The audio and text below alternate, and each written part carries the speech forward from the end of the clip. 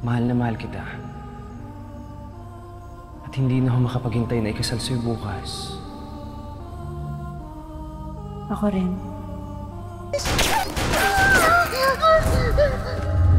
Wala nang gagalaw kay Elias!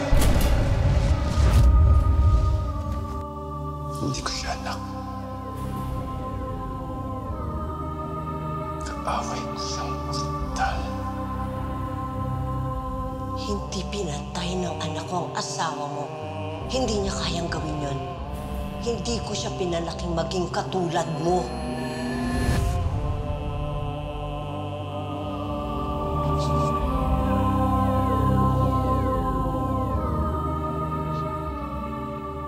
Sana nakinig ako sa'yo, Alma.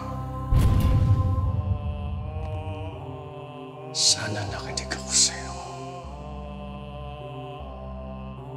Ngayon nag-aago buhay si Elias.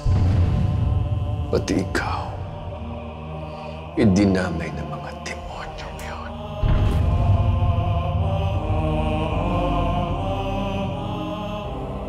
Pagbabayaran nila ang ginawa nila sa inyo.